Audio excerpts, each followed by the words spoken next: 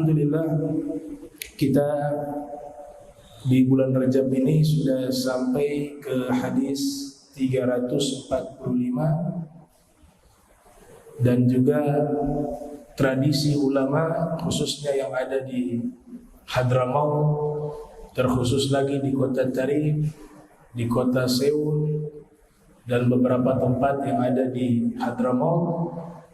Mereka punya kebiasaan sejak dahulu setiap bulan Rajab mengkhatamkan Sahih Al-Bukhari. Itu setiap bulan Rajab. Jadi dibaca mulai dari awal Rajab sampai mereka khatam. Nah, itu tradisi sudah berlangsung cukup lama di wilayah Hadramaut dan diikuti di beberapa pesantren yang ada di Indonesia. Kita sampai ke hadis 345 dari Mukhtasar Sahih Al-Bukhari. Hadisnya cukup panjang, yang dimana hadis ini dari Abdullah bin Umar, putra dari Sayyidina Umar bin Khattab.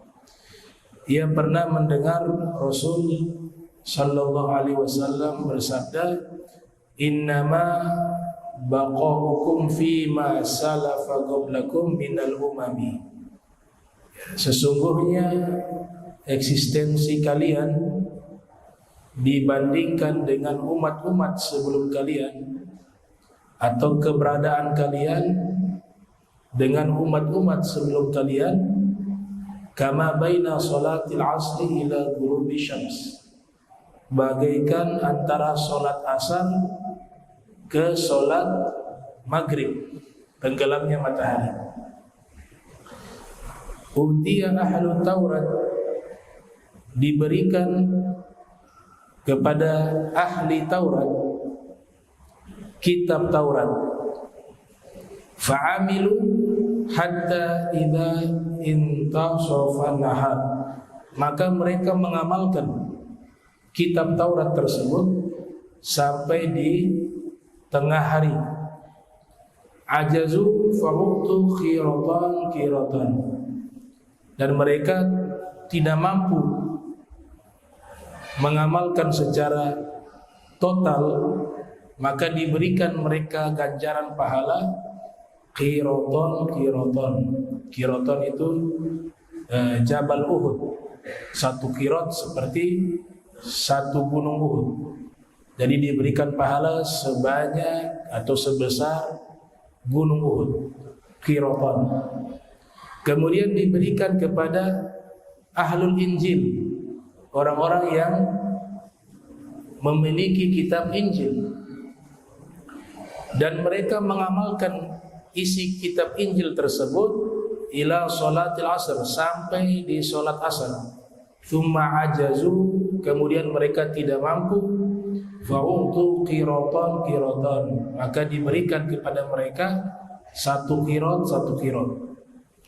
Thumma utina al-Qur'ana fa'amilna ila ghurubi syams, kemudian diberikan kepada kami Al-Quran, lalu kami mengamalkan Al-Quran hingga tenggelamnya matahari. Fa'utina qirataini, maka kami diberikan dua qirat. Jadi kalau ahlu Taurat dapat satu qirat pahalanya mengamalkan kitab Taurat. Ahlul Injil mendapatkan pahala satu qirat, satu gunung Uhud, jika mengamalkan kitab Injil.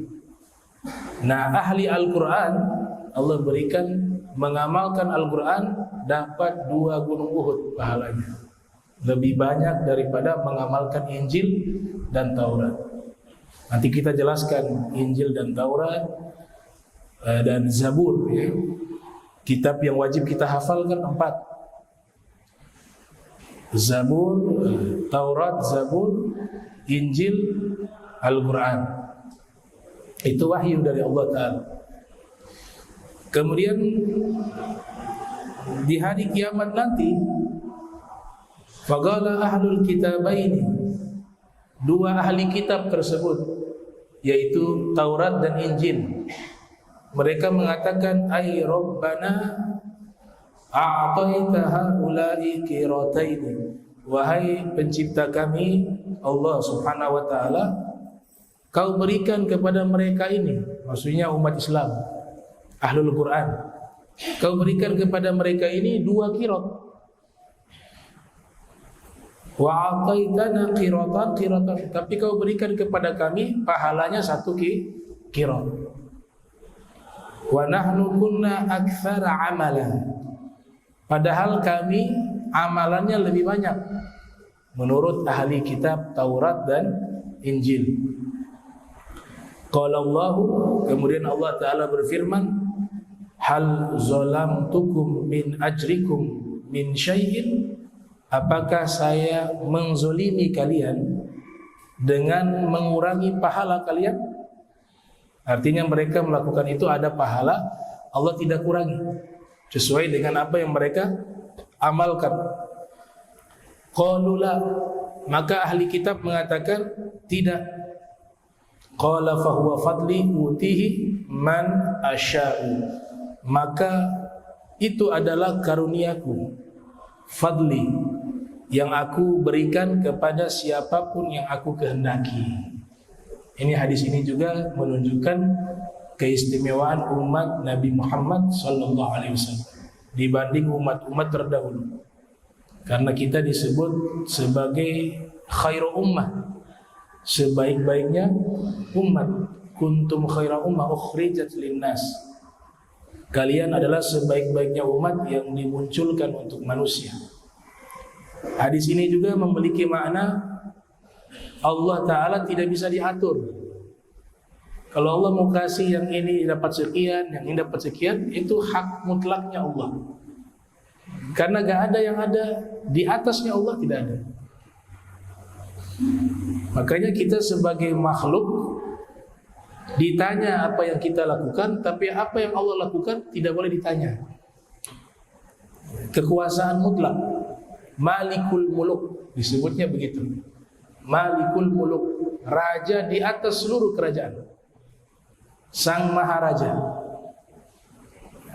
Dan di sini Allah sebutkan bahwa saya memberikan karunia kepada umat Islam, umat Nabi Muhammad sallallahu alaihi wasallam. Di hadis ini juga menceritakan ada kitab yang Allah turunkan sebelum Al-Quran. Kita wajib imani itu. Kalau di dalam kitab Aqidatul Awam disebut arba'atun minal kutubi tafsiluha, Taurat Musa bil huda tanziluha, Zabur Dauda wal Injilu ala Isa wa Furqanu ala khairil malak. Jadi kitab yang Allah turunkan yang wajib kita ketahui secara rinci. Maknanya kita harus tahu nama-namanya. Yang pertama disebut Taurat. Taurat Allah berikan kepada Nabi Musa. Uniknya kitab Taurat ini Allah berikan kepada Nabi Musa setelah Fir'aun dengan pasukannya telah binasa. Jadi Fir'aun dengan pasukannya semuanya sudah binasa, baru Allah berikan Taurat kepada Nabi Musa. Yang kedua, Zabur Allah berikan kepada Nabi Daud alaihi salam. Yang ketiga, Injil Allah berikan kepada Nabi Isa alaihi salam. Dan yang keempat atau yang terakhir yang wajib kita hafal, Al-Quran Allah berikan kepada khairil malak, sebaik-baiknya makhluk, yaitu Nabi Muhammad sallallahu alaihi wasallam. Semua kitab yang 4 tadi, baik Taurat, Zabur, Injil dan juga Al-Quran, kita diwajibkan menghafalnya dan wajib mengimaninya. bahwa pernah Allah turunkan kitab-kitab suci sebelum Al-Quran kepada nabi-nabinya. Karena disebutkan 4 kitab suci tersebut di dalam Al-Quran, Al-Mansus fil Quran, Al-Mazkur fil Quran, disebutkan di naskah di dalam Al-Quran, maka wajib kita mengenalnya. Padahal kitab yang Allah turunkan bukan hanya 4, lebih daripada itu. Tapi yang Allah sebutkan di dalam Al-Quran hanya 4. Karena Allah sebutkan, maka kita wajib mengetahuinya. Nah, misalnya disebutkan di dalam Al-Quran kitab suci Taurat, itu di surat Al-Maidah ayat 44. Inna anzalna Taurata, sesungguhnya kami telah menurunkan kitab Taurat. Fiha hudan wa nurun. Di dalam kitab Taurat ada petunjuk dan ada nurun, cahaya. Fiha hudan wa nurun. Kemudian Zabur juga disebutkan di dalam Al-Quran. Allah Ta'ala berikan kepada Nabi Daud, ya, di surat An-Nisa ayat 163. Wa ataina Dauda Zabura. Kami telah berikan kepada Nabi Daud Zabura, kitab Zabur. Kemudian juga disebut di dalam Al-Quran Injil, kitab suci Injil. Wa atainahul injila fihi hudan wa nurun musaddiqan lima baina yadayhi minat taurah wa hudan wa mau'izatan lil muttaqin. Dan kami berikan kepadanya, di sini dia kembali kepada Nabi Isa, yaitu Al-Injil, kitab Injil. Fihi, di dalamnya, hudan, ada petunjuk, wa nurun, ada cahaya, wa musaddiqan lima baina yadayhi minat Taurat, dan membenarkan daripada seluruh isi kitab Taurat. Wa hudan, dan petunjuk, wa mau'izatan lil muttaqin, dan juga sebagai nasihat kepada orang-orang yang bertakwa. Kemudian yang disebut kitab suci yang keempat Al-Quran. Syahrul Ramadan alladzi unzila fihi Al-Quran hudan linnas wa bainatin minal huda wal furqan. Di bulan suci Ramadan diturunkan di dalamnya Al-Quran. Selain daripada itu Allah tidak sebutkan kitab-kitab suci. Selain dari 4 tersebut tidak Allah sebutkan di dalam Al-Quran. Namun yang disebut kitab suci yang masih terjaga sampai saat ini adalah Al-Quran. Adapun Taurat, adapun Zabur, adapun Injil, itu sudah tidak asli lagi. Karena Allah Ta'ala nyatakan di dalam Al-Quran bahwa yang terjaga itu kitab suci Al-Quran. Selain daripada Al-Quran, keasliannya itu masih diragukan, karena sudah banyak dirubah-rubah oleh oknum-oknum para raja setelah wafatnya Nabi Isa. Nah, makanya di dalam Al-Quran Allah Subhanahu wa Ta'ala berfirman, nahnu nazzalna az-zikra wa inna lahu lahafizun. Kami turunkan Al-Quran, az-zikra, dan kami pula yang menjaganya, lahafizun. Di sini ada riwayat yang dimana dinyatakan oleh Ibnu Abbas radhiyallahu anhuma ketika memahami firman Allah Ta'ala di surat Ali Imran ayat 78, wa yaquluna 'ala Allahil kadhiba wa hum ya'lamun. Mereka berkata atas nama Allah, artinya menyebut kitab suci Taurat, Injil, mereka mengatakan itu atas nama Allah. Ternyata al-kadhiba isinya adalah kedustaan. Jadi yang menyatakan kitab suci Taurat, Injil, Zabur isinya dipenuhi dengan kedustaan, bukan sejarawan yang mengatakan, bukan ulama yang mengatakan, bukan ahli tafsir yang mengatakan itu, bukan ahli hadis yang mengatakan itu, tapi yang menyatakan kitab-kitab suci selain Al-Quran itu sudah dirubah dan isinya itu dipenuhi dengan kedustaan. Itu adalah firman-Nya Allah Subhanahu wa taala. Nah, sehingga dari sini kita harus yakini bahwa kitab suci yang masih asli sampai saat ini hanya Al-Quranul Karim. Nah, Ibnu Abbas mengatakan dalam riwayat Imam An-Nasai yang lahir tahun 215 Hijriah, wafat 303 Hijriah, kanat muluk ba'da Isa ibni Maryam alaihi salatu wassalam badalu Taurat wal Injila.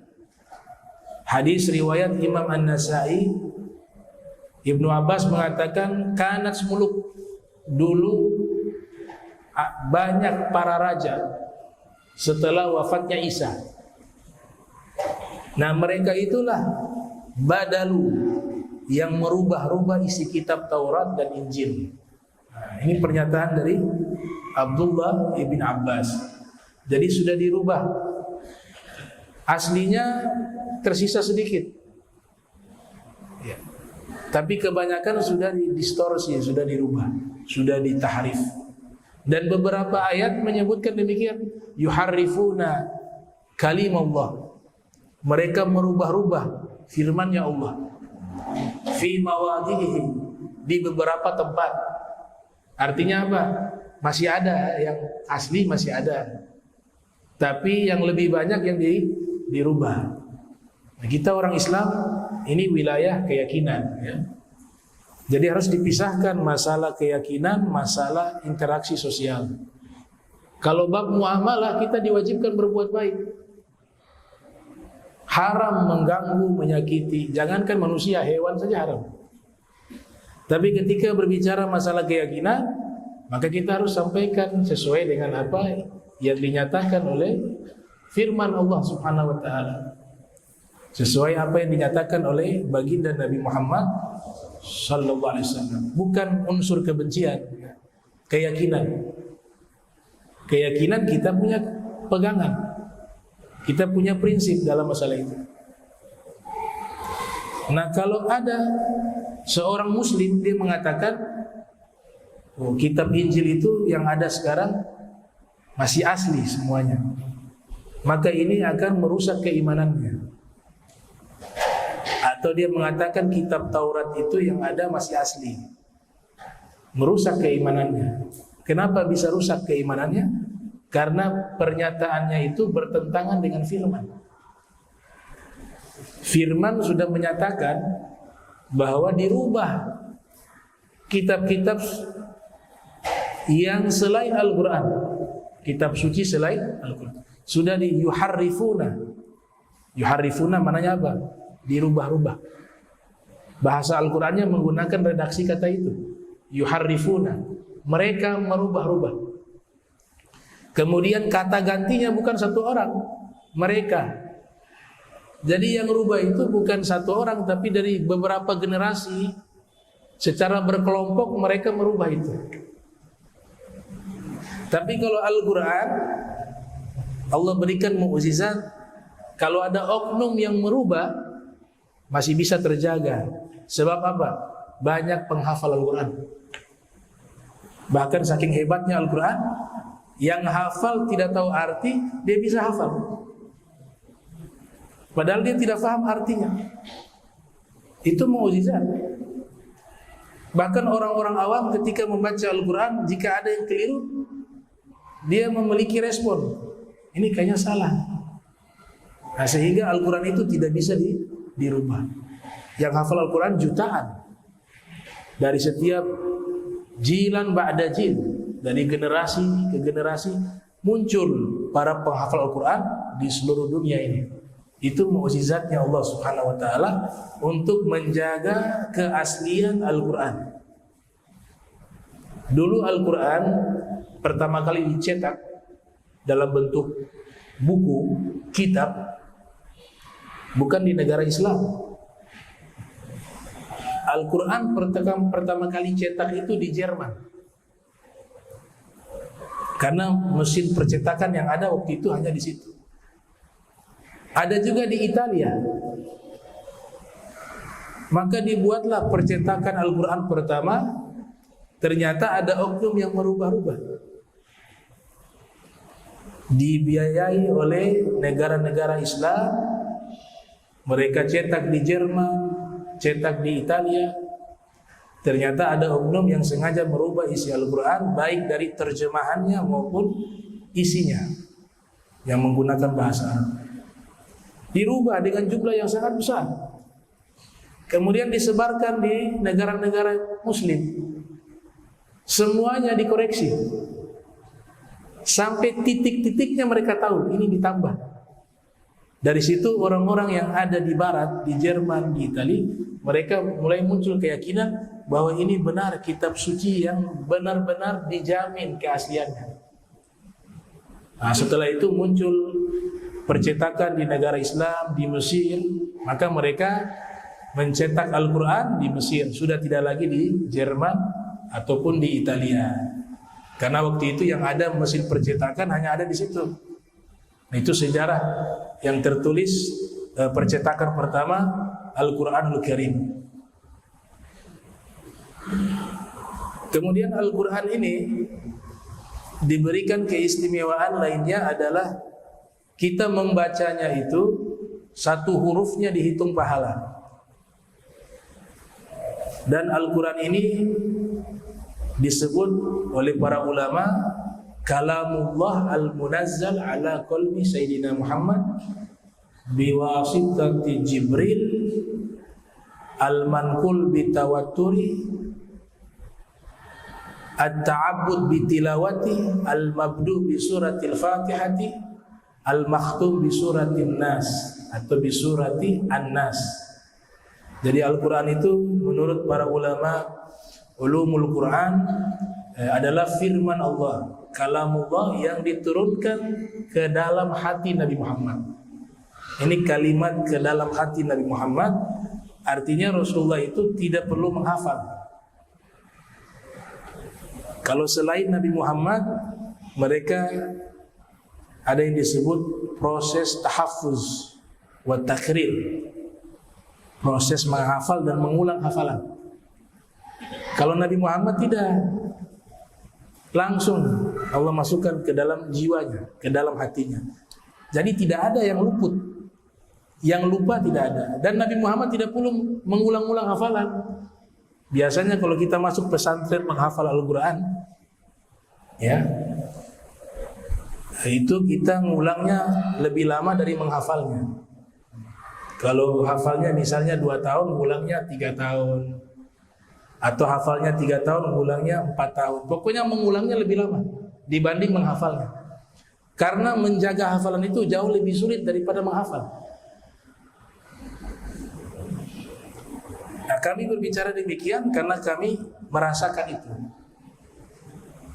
Salah satu guru kami ketika kami menghafal Al-Quran, saya waktu itu sampai 25 juz ketika menghafal Al-Quran.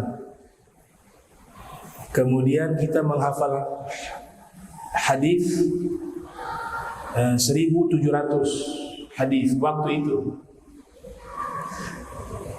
Nah, di saat mau menggenapkan Al-Quran 30 juz, salah satu guru saya melarang, jangan hafal Al-Quran 30 juz. Bingung, bukankah bagus menghafal Al-Quran? Tapi ini dilarang. Kalau menghafal Al-Quran 30 juz, nanti ke depan kamu tidak bisa mengajar kepada umat. Karena menjaga hafalan Al-Quran, bagi penghafal Al-Quran hukumnya berbeda dengan orang yang tidak menghafal Al-Quran. Bahkan dikatakan kalau dia lupa, dia kena dosa. Kalau dia malas mengulang sampai lupa, dengan sengaja dia tidak mengulang, dia kena dosa.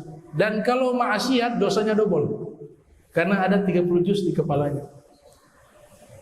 Nah, sehingga nanti waktunya habis di Al-Quran, sudah tidak baca kitab. Nah, lantas bagaimana? Sudah, jangan genapkan, 25 sudah cukup. Akhirnya kita hafal 25 juz, 5-nya ini kita gak lanjutkan. Terus bagaimana? Antum hafal yang lain, hadis. Nah, dari situlah kami mulai hafal hadis. Alhamdulillah sampai 1.500 sampai 700 hadis. Ya, dihafal. Bukan saya berbicara untuk membanggakan diri, tidak. Tapi kan banyak thalabul ilm di sini. Ya, sehingga kadang-kadang dikasih 300 dibilang berat. Ya. Padahal 300 itu belum apa-apa. Ini yang beri semangat semacam ini, di atas kami banyak ulama-ulama yang lebih susah. Kita hafal baru 1.000 misalnya. Ada ulama hafal 100.000 hadis. Antum bayangkan kalau beliau ulang itu bagaimana? Ada yang hafalnya 300.000 hadis. Ini yang 1.000 saja hampir mati. Bagaimana yang 500.000 hadis dan bagaimana yang 1 juta hadis? Imam Ahmad bin Hanbal 1 juta hadis beliau hafal. Kok bisa ini muncul orang-orang punya semangat seperti ini? Kitab Injil, Taurat belum pernah saya dapat informasi ada yang menghafal kitab Injil, ada yang menghafal kitab Taurat, belum ada. Tapi kalau Al-Quran nggak terhitung. Maksud saya bahwa Allah yang gerakkan hati hambanya ini untuk menjaga agamanya. Dan jumlahnya banyak orang-orang semacam itu. Bahkan yang lebih dahsyat daripada itu banyak. Imam Nawawi 2 tahun belajar. Imam Nawawi tidak pernah meletakkan punggung di atas tanah. Tidurnya duduk. Bahkan dikatakan ulama lainnya, dia membaca kitab sampai 200.000 jilid kitab. 200.000 jilid. Saking semangatnya, kalau masuk ke kamar mandi, beliau mandi, di luar suruh murid baca kitab. Sehingga sambil mandi itu masih bisa mendengar ilmu. Abu Hatim Ar-Razi, salah satu ulama hadis, itu menulis hadis musnad 1.000 jilid. 1.000 jilid. Beliau saking serius menulis hadis Nabi, jadi waktunya habis hanya menulis hadis Rasul SAW. 1.000 jilid musnad, namanya Musnad Abi Hatim Ar-Razi. Sampai makan juga gak sempat beliau makan. Suruh saudari perempuannya suapin. Tadi sambil tulis. Itu tidak tidur-tidur. Tulis dapat 1.000 jilid. Ada namanya Al-Imam Al-Maqdisi. Dia menafsirkan suratul Fatihah. Surat Fatihah dapat 1.000 jilid. Surat Fatihah 1.000 jilid. Ada Imam Nawawi menulis kitab, dihitung dengan umurnya tidak cukup. Dengan kitabnya yang begitu banyak, dengan umurnya, lahir 631, wafat 676 Hijriah, 40 tahun lebih. Dengan jumlah kitab yang beliau tulis, disensus, dihitung oleh para ulama, ini dari dalam perut sudah mulai tulis kitab juga belum cukup. Dengan lembaran-lembaran kertas yang begitu banyak. Dari mana dapat ini? Dari barokah waktu, keberkahan waktu. Jadi ini akan terus begitu muncul ulama-ulama yang mereka Allah siapkan untuk menjaga ini agama Islam. Bahkan yang mereka hafal bukan hanya Al-Quran. Kita punya ulama-ulama terdahulu, mereka hafal itu sampai dengan kitab tafsir. Ada satu ulama Turki namanya Said Nursi. Itu menghafal Al-Quran dengan tafsir-tafsirnya, menghafal kamus, menghafal kitab fikih. Abu Hab Sya'roni misalnya, yang lahir tahun 898 Hijriah, wafat 973 Hijriah. Kalau kita baca kitab beliau Al-Mizanul Kubro, di awal kitab tersebut beliau ceritakan kalau membaca kitab itu tidak pernah hatam 1 kali. Kalau kita kan kadang-kadang setengah juga. Setengah belum selesai sudah khatam. Kalaupun khatam paling banyak 1 kali 2 kali. Tapi beliau kalau khatamkan kitab, beliau sebutkan ada sampai 100 kali khatam. Ini satu kitab ini dihatamkan 100 kali. Sahih Bukhari sekian puluh. Jadi hatamannya kitabnya itu yang dihatamkan di atas puluhan. Kitab yang tebal-tebal hanya 2 kali 3 kali khatam. Yang tebal-tebal lagi berjilid-jilid itu makin sedikit. Tapi kalau kitabnya 2 jilid 3 jilid, beliau bisa hatamkan sampai 80 kali 100 kali khatam. Diulang-ulang bacaan seperti itu. Nah, kita makin kemari zaman makin malas baca. Makanya ulama berpikir, ini umat bukan makin rajin baca, makin waktu berjalan makin malas baca. Mereka berinisiatif buat namanya kitab mukhtasar, kitab ringkasan. Itu kitab ringkasan pun sudah dibuat masih belum mampu baca. Imam Ghazali menulis kitab judulnya Al-Basit, Al-Wasit, Al-Wajiz, kitab fikih. Beliau tulis kitab fikih Al-Basit berjilid-jilid. Padahal di zamannya Imam Ghazali. Lahir 450, wafat 505 Hijriah. Datang murid-murid bilang, wahai Imam, ini kitab fikih terlalu tebal, kami tidak kuat membacanya.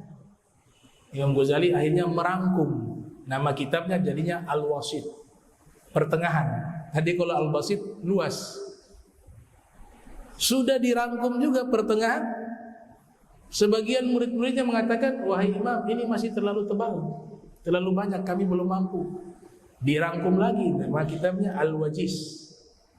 Ketika sudah jadi ringkasan Al-Wajiz, maka di saat itu mereka sudah bisa untuk membacanya. Dan tujuannya lil hifiz. Tujuan kita ringkasan itu untuk dihafal. Tapi kalau kita ikut ulama dulu gak mampu. Itu. Kebanyakan kita yang hidup zaman sekarang, mau dia ustaz, mau dia habib, kalau punya kitab berjilid-jilid itu pajangan saja. Belum tentu baca semua tuh. Ada kitab ini 19 jilid, 18 jilid. Karena umur kita gak cukup. 18 jilid, 19 jilid. Rata-rata pajangan. Memang ada yang baca semua. Ada yang baca semua. Di antaranya Said Abdullah Al-Ghumari. Semua kitab yang ada yang beliau koleksi sampai isinya di dalam gudang. Saking banyaknya di rumah penuh dengan kitab, sampai di dalam gudang juga ada kitab. Habib Salim Asy-Syatiri juga begitu. Ada yang bertanya, dengan melihat kitab yang begitu banyak, wahai Al-Habib, ini kitab sudah pernah baca semua? Kata Habib Salim dan Said Abdullah Al-Ghumari, kamu punya pertanyaannya keliru. Harusnya kau tanya, apa ini kitab semua sudah dihafal atau belum? Bukan dibaca. Nah, begitu mujahadahnya daripada ulama-ulama kita, ulama ahli sunnah wal jamaah, di dalam mereka menuntut ilmu. Saking hebatnya juga Al-Habib Muhammad Al-Haddad, guru daripada Al-Habib Umar bin Muhammad bin Salim bin Hafiz, belajar di Ribat Tarim. Di sana waktu belajar bawa kasur masing-masing. Mulai awal belajar sampai lulus, mungkin 4 sampai 6 tahun, kasurnya itu belum dibuka talinya. Nanti sudah lulus baru dibuka. Itu santri dulu begitu. Santri sekarang kasurnya sampai rusak, kebanyakan tidur. Bagaimana mau sama? Nah, jadi tidak main-main ini belajar. Yang makin susah belajarnya, makin berkah ilmunya. Ya. Makin prihatin belajarnya, makin berkah ilmunya. Syekh Abdul Qadir Jilani yang dikisahkan, itu belajar beberapa hari tidak makan. Sampai datang di satu masjid, dia lihat orang habis sholat makan. Dalam hatinya mendorong dia, saya ke sana minta saja. Tapi punya tekad, gak boleh minta-minta kepada manusia. Sudah, saya tahan rasa lapar saya. Sampai akhirnya beliau mau pingsan. Beliau mengatakan, itu kalau kasih waktu beberapa hari lagi saya meninggal. Dalam keadaan sudah terkapar, datang ada orang masuk tanya, kenal gak sama anak yang namanya Abdul Qadir? Padahal ini beliau. Dia bilang, kenal, saya kenal. Ah ini, kamu muka pucat. Kata orang tersebut, mari makan sama-sama. Alhamdulillah. Dia bilang, kalau diajak makan saya terima, kalau minta tidak. Alhamdulillah, makan sama-sama. Ternyata sambil berbincang dengan orang tersebut, dia mengatakan, saya ini dari tempat namanya Jailan, tempat kampungnya Syekh Abdul Qadir Jailani. Ibunya Abdul Qadir, dia tidak tahu di depannya Abdul Qadir. Nitip uang ke saya. Ini saya datang kemari mau kasih kepada Abdul Qadir. Tapi nanti saya mau minta maaf ke Abdul Qadir. Sambil makan. Karena beberapa dinar dan dirham saya gunakan di tengah jalan. Karena saya kehabisan bekal. Jadi sisanya hanya sedikit. Dan ini saya beli makanan, itu hanya uangnya sisa sedikit. Ini akhlaknya Syekh Abdul Qadir Jailani. Dia tidak mengatakan saya Abdul Qadir. Kalau dia katakan itu makan tidak enak. Kata beliau, paman kita tuntaskan dulu makannya. Nanti saya akan sampaikan. Baik, habis makan, selesai makan, baru dia katakan, baik paman, saya Abdul Qadir. Itu yang titip uang ibu saya, namanya Fulana binti Fulan. Saya halalkan uang yang telah kau pakai di perjalanan itu. Sisanya masih ada paman, masih ada ini. Saya minta maaf sudah pakai gapar. Saya halalkan. Saya mau minta sisanya. Dikasih sisanya. Kata paman orang tersebut, kenapa kau buru-buru? Saya punya teman, ada yang 3 hari 4 hari belum makan di pesantren. Saya buru-buru takut ada yang pingsan, bahkan ada yang meninggal dunia karena tidak makan-makan. Pergilah dia di sana, dibagikan itu makanan. Dia beli makanan, dibagikan. Begitu. Bukan berarti saya suruh pesantren model begini, bukan. Salah paham lagi. Kalau model begini lari semua santri. Yang lari bukan santrinya, ustadznya juga lari. Iya. Tapi saya gambarkan bagaimana jadi Syekh Abdul Qadir Jailani. Jangan kita lihat jadinya. Beliau jadi wali kutub, jadi begini. Cara menilai salah kita kalau menilai begitu. Orang yang punya hikmah, man nazara ila rajuli fi bidayatih. Orang kalau lihat itu prosesnya, jangan jadinya. Bagaimana sih proses daripada Syekh Abdul Qadir Al-Jailani sehingga beliau bisa menjadi tokoh ulama yang sangat luar biasa, menjadi seorang aulia yang namanya disebut di belahan dunia. Bagaimana sih sehingga beliau jadi seperti itu? Kita pelajari proses. Oh, tidak mudah. Ya, beliau 40 tahun sholat subuh, wudu isya. 40 tahun sholat subuh, wudu isya. Nah kita puluhan tahun sholat subuh, wudu duha. Sudah duha baru sholat. Kita jujur saja, masing-masing kita lemah. Makanya orang zaman sekarang jangan sok-sok bandingkan. Oh itu Imam Ghazali kurang dalam ilmu hadis. Imam Ghazali itu kurang di dalam ilmu ini. Syekh Abdul Qadir Jailani ulama biasa saja. Lah, kamu sudah jadi orang yang su'ul adab. Kamu belajarnya setengah-setengah, tidurnya 1 hari 8 jam. Nah mereka itu mujahadahnya tidak main-main. 40 tahun sholat subuh, wudu isya. Janabahnya setahun sekali, mandi wajib. Nah, kalau kita ini seminggu 4 kali mandi janabah. Lain, nggak bisa. Jadi mereka sampai ke magom itu pakai riyadhah, pakai latihan. Itu. Latihan makannya diatur, tidurnya diatur. Ya. Kita kadang-kadang masuk kamar mandi kaki kanan. Mereka perhatikan hal-hal sunnah seperti itu. Ibnu Abbas pernah mengajar masuk ke masjid.